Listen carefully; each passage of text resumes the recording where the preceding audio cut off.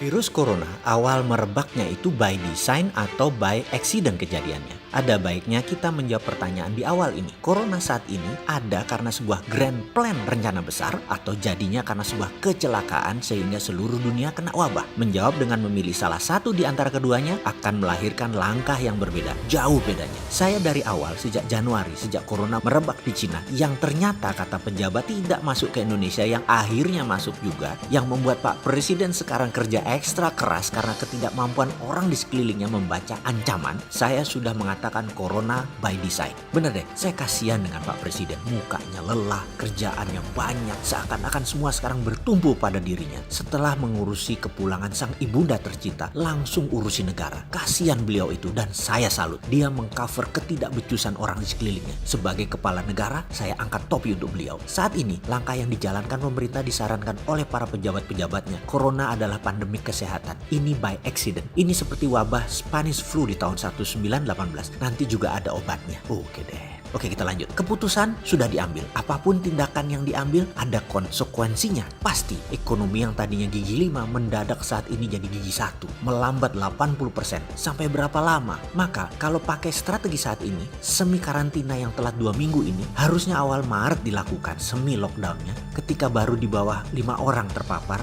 sudah dipagari. Tetapi memilih setelah ratusan, bahkan setelah 1000-an baru dipilih, ya oke lah, gak apa-apa, kita harus ikut pada aturan. Walaupun saya takut karena 2 minggu ke depan, kalau seperti perhitungan para cendekia di Wuhan University, 1 orang tuh menulari 4. Jadi kalau saat ini 1000, jangan-jangan sudah 4000 di luar itu. Jadi kalau pakai strategi saat ini, sekali lagi, kapan kelarnya? Menurut perhitungan matematis sederhana, kalau pakai strategi saat ini, perkiraan selama 6 bulan ke depan ekonomi Indonesia masih gigi 1, kira-kira sampai Oktober. Dan mengenai corona, kapan berakhir sebenarnya? Sebenarnya jujur, saya tidak bisa menganalisa, namun saya berharap sesuai dengan tanggap darurat nasional corona, yaitu 29 Mei 2020. Kembali ke efek setelah corona di bidang ekonomi. Kalau dalam dunia kompetisi balap Formula One, maka kemenangan itu ditentukan oleh 2 hal yang utama. Nomor 1 adalah kemampuan driver menyalip di tikungan. Ini adalah kunci sukses. Catatan, kalau di jalan lurus nyalipnya, itu karena kekuatan engine. Engine Indonesia itu rata-rata saja, jadi kemampuan drivernya lah yang menentukan. Dan tersering untuk menjadi yang terdepan, yaitu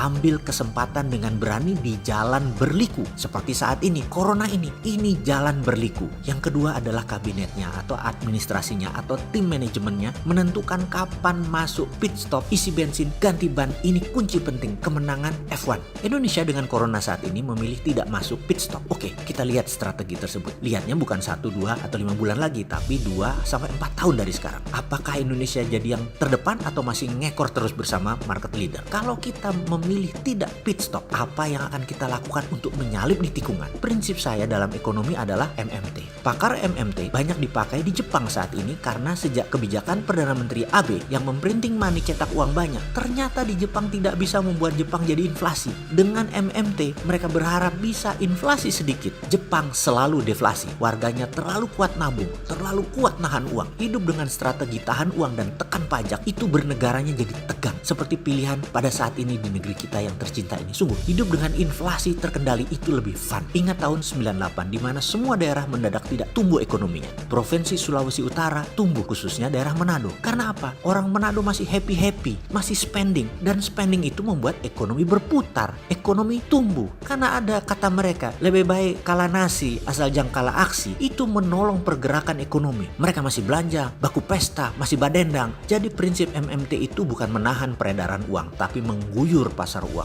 Ada inflasi, oke lah, jangan di atas 5%, karena prinsipnya begini. Harga beras di Indonesia Rp15.000 per kilo yang premium. Yang beli hanya sebagian orang yang mampu. Di Jepang, harga beras premium adalah Rp80.000 per kilo. Mahalkah Jepang? Kalau mengukur pakai kacamata ekonomi Indonesia saat ini, ya mahal. Murah yang Rp15.000. Tapi kalau pakai MMT, lebih baik Rp80.000 beras sekilo, tetapi semua orang bisa beli, bahkan tukang ojek pedagang kaki 5 di pasar-pasar bisa beli karena semua orang pegang uang. Lebih baik daripada Rp15.000 sekilo yang mampu beli nggak ada. Lebih baik dolar 18.000 by design tapi semua orang pegang duit, daripada sekarang melemah sendiri by accident, rakyat malah susah. Quantitative easing, longgarkan uang dan banjiri UKM pedagang di bawah-bawah dengan modal pakai MMT akan jauh lebih efektif saat ini untuk menyalip di tikungan ketimbang mengikuti aturan IMF dan Bank Dunia. Itu baru namanya pejuang kebenaran.